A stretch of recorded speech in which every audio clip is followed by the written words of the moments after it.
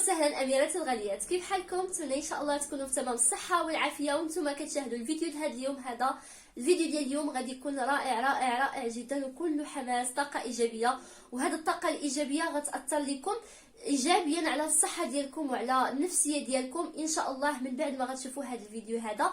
واذا تبعتوا هذه الخطوات البسيطه واللي غادي تكون سبب السعاده ديالكم ان شاء الله باذن الله. اولا وقبل كل شيء، قبل ما نبدا الفيديو كنرحب بجميع الاميرات المتتبعات الجدد، وكذلك كنجدد ترحابي بالمتتبعات القدماء الوفيات ديال القناه. كنحمق عليكم بوسه كبيره لكم ونبداو على بركه الله. ولكن ما تنساوناش اللايكات ديالكم اللي كتشجعني، وإلا عجبكم الفيديو بارطاجيوها البنات مع الناس اللي كتعرفوا باش القناه ديالنا تزيد تكبر ونزيدوا نعطيو كتر وكتر وكتر. المهم البنات، بزاف ديال الناس كيعانيو من واحد المشكل، خصوصا النساء، لان المراه هي اللي كدوز معظم الوقت ديالها في البيت ديالها. معظم الوقت كدوزو في البيت، لكن معظم الوقت كدوزو كئيبه حزينه، ما عندهاش الخاطر كيف ما كنقولوا حنايا، معصبه، ما مرتاحاش في البيت ديالها، ما كتحسش بالراحه النفسيه، كتجلس في الدار وكانها مجيفه وكانها في الحبس ماشي في البيت. مع العلم كيف ما دائما كنقول لكم، البيوت ديالنا والحياه ديالنا كيف ما نقدروا حنايا نجعلوها جنه نقدروا نجعلوها جهنم. حنا بغينا الحياه اللي غنعيشوا في الدنيا نجعلوها جنه واخا بابسط الاشياء. نبداو على بركه الله. النقط الاساسيه اللي خصنا نبعدوا منها، وشنو هما النقط الاساسيه اللي خصنا نمشيو عليها في البيوت ديالنا باش نجعلوا هذا البيت جنه ان شاء الله باذن الله. وبطبيعه الحال تبقى اجمل واروع جنه في الدنيا وفي الاخره هي جنه الاخره ان شاء الله يا رب العالمين. اول حاجه البنات اللي صراحه غادي تفيدكم ملي مثلا كتزوج المراه او السيده في البيت مع الوالدين ديالها، مهم دار انك ما كترتاحيش في البيت ديالك، يعني كاين شي مشكل في هذه الدار هذه. اول حاجه اللي هي رئيسيه ومهمه جدا وهي لون الجدران، اللون ديال الحيوط البنات. قد ما كان لون مفتوح، قد ما كان اللون بارد، قد ما غتحسي بالراحه النفسيه في هذيك الدار. اذا كان اللون مغلوق اولا في الموف اولا في ديك الزرق مشحشح، ولا خصوصا كنأكد على هذه النقطه، غرفه النوم هي اللي كنكسبوا منها الطاقه الايجابيه، وغرفه الجلوس هي كنكسبوا منها الطاقه الايجابيه.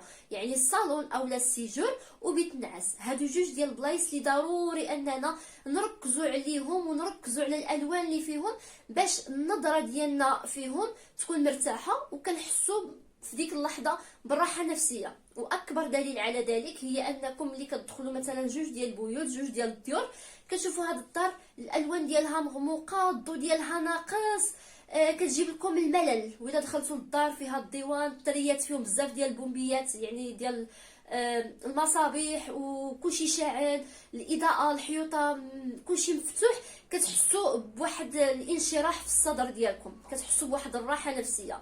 كذلك النقطه المواليه وهي ملي كنفيقوا من النعاس، ضروري كان الصيف كان الشتاء كان البرق كان الثلج، ضروري من انكم من بعد ما تفيقوا من النوم لابد انكم تفتحوا النوافذ ديال البيت اولا بيت نعاس الدار. ضروري يدخل عليكم ديك الهواء ديال الصباح. سبحان الله، ديك الهواء ديال الله سبحانه وتعالى كيدخل الرزق، كيدخل الراحه النفسيه، وكيدخل الطاقه الايجابيه معه، خصوصا ديك زقزقه العصافير ديال الصباح. وكذلك الشخص الصباحي دائما كينوض بطاقه ايجابيه اكثر من الشخص اللي كيكون كينعس بزاف. كاين الليل كاين النهار ما عندوش ساعه محدده.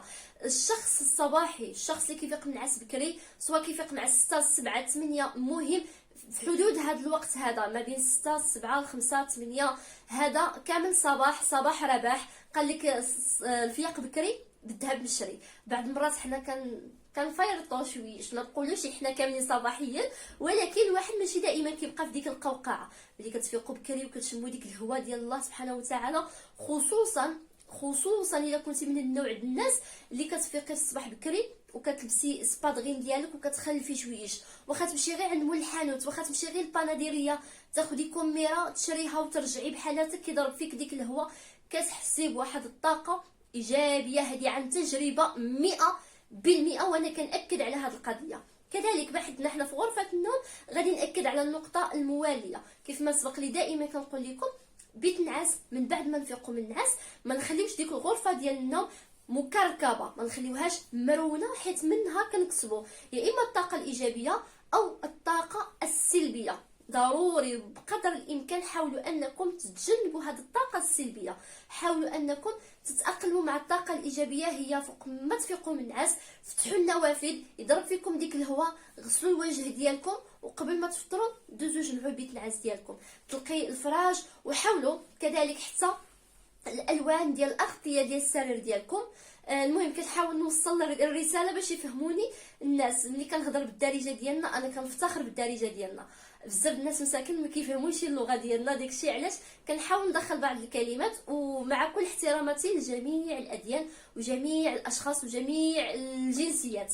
المهم كيف ما قلت لكم حتى الالوان ديال افرشه السرير كتلعب دور كبير في النظريه ديالنا وفي الشوفه ديالنا في هذيك الالوان. الا كانوا الالوان مبهجه مفتوحه فيها الورود فيها الطبيعه، والله العظيم انكم كتحسوا براحه نفسيه. وهذا الكلام اللي كنقولوه هذا الشيء مدروس درسا علميا ماشي هضره خاويه. الالوان كتلعب دور كبير. حاولوا تبعدوا بالالوان اللي هي كحله قهويه مغلوقه بزاف، الالوان الموفيه الداكنه واللون الاحمر. اللون الاحمر ما كيعطيش صوره جميله في غرفه النوم. بزاف ديال الناس عندهم هاد الفكره غلطه باللي اللون الاحمر هو لون الحب والرومانسيه والسعاده. بالعكس، اللون الاحمر عنده الوقت ديالو. اللون الاحمر ما صالحش نهائيا انكم تفرشوا به غرفه النوم كامله. وهذه نصيحه للعرائس الجدد اللي دائما كيفكروا ان اللون الاحمر يعبر عن الحب ويعبر. اللون الاحمر بعدوا منه بقدر الامكان، لانه كيخليكم تحسوا بواحد القنط، بواحد من عند الله سبحانه وتعالى. حاولوا انكم تدخلوا البيض، البيج، شي قري فاتح، شي بيستاج مفتوح، الالوان اللي هي مفتوحه في غرفه النوم. ويكون الربيع خضر. سبحان الله، اي حاجه فيها الطبيعه ديال الله سبحانه وتعالى كتدخل علينا الفرحه والبهجه. وخصوصا الا كانوا عندكم شي محبقات الورود، الزهور عندكم طبيعيين مربينهم، كتسقيوهم كتهلاو فيهم يا اما في البالكون اولا في السرجم، اولا الا كانوا من زعما شي حاجه ديال الظل تعملوها حتى في بيت النعاس. علاش لا؟ ولكن يكونوا ديال الظل، ما يكونوش ديال الشمس باش ما يتبالوش ليكم، ومره تهلاو فيهم. كذلك من بعد ما نضنا من النعاس غادي نغسلوا الوجه ديالنا، غادي نعملوا الوضوء ديالنا. صافي، الا قدرنا ندوشو غندوشو. كل واحد شنو غادي يعمل؟ ضروري ومؤكد يا اما سوره البقره في الصباح، واما اي سوره من سوره القران، وكذلك الدعاء ديال الصباح. هادو واحد 3 الحاجات اللي كيكسبوا الرزق، كيجيبوا السعاده، كيجيبوا الطاقه الايجابيه في البيوت ديالنا، وكيخليو البيوت ديالنا هادئه، لا بالنسبه لنا ولا بالنسبه للازواج ديالنا ولا بالنسبه لوليداتنا. القران البنات ضروري انه يتشعل في البيت، اولا تقراوه في البيت، او لا او حيت كاين ناس اللي ما قاريينش. داكشي علاش كنقول لكم مهم ضروري انه يتشعل في البيت. وكذلك الدعاء ديال الصباح، ايه الكرسي، اي سوره من سور القران الكريم فهي عظيمه، كتشرح الصدر كيف ما بغى يكون النوع ديالها. كذلك من بعد ما كنفيقوا كنفطروا. كيف ما دائما كنقول لكم، الا بغيتوا تعيشوا مرتاحين في البيوت ديالكم وتكونوا مزيانين، عطيو الوقت الكافي لراسكم ونظموا الوقت ديالكم.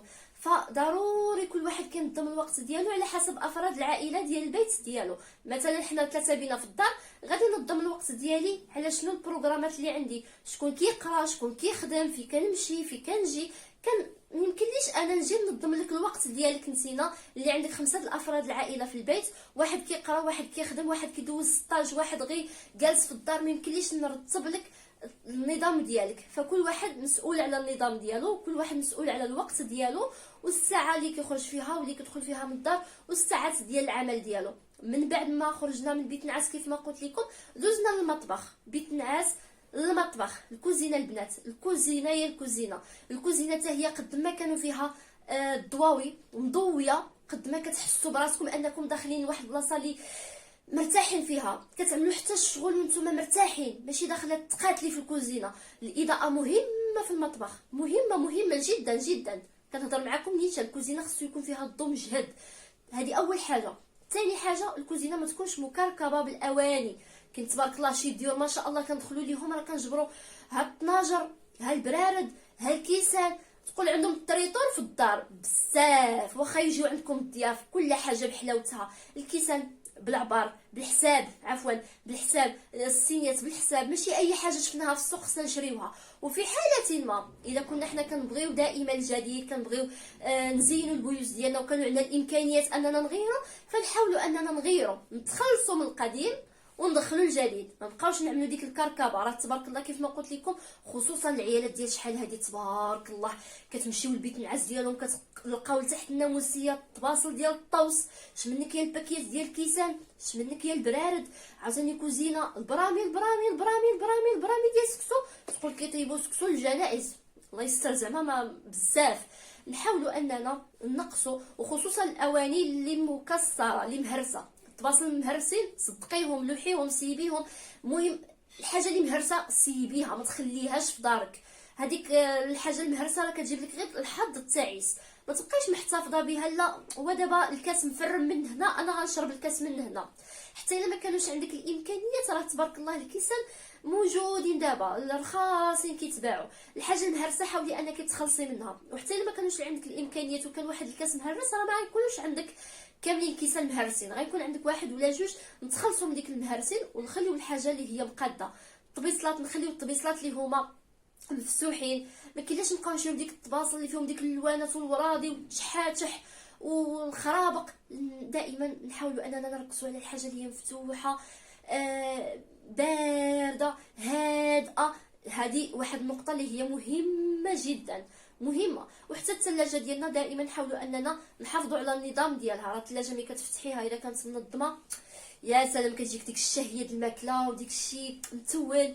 ماشي كوزينه الثلاجه كتفتحوها كتجبروا العش يا عش، ها الوليدات كيجبدوا القرعه خاويه يحطوها في النبيره، ها هذه لا. نحاولوا اننا نخدموا على النقاط. بعض المرات كيوصلوني شي رسائل اختي ساره انا ولادي باسلين، ولا انا ولادي انا ولادي كيفاش نتعامل معاهم. ولكن هاد السيده هذه اللي كتقول لك كيفاش نتعامل مع هاد الولاد، واش الولاد خدمتي عليهم، واش انت خادمه على النقط اللي خصك تخدمي عليهم مع هاد الوليدات، اولا غير بغيتي ولادك يتبدلوا انتينا اصلا ما نبدلاش، انتينا نهار وما انتينا العياط المشاكل النقير. حتى الدار اذا كانوا فيها المشاكل، اذا كنتي واحد الانسانه نقاره فيك النقير كتقيلي تنقري، راه مستحيل تحسي بالراحه في الدار ديالك.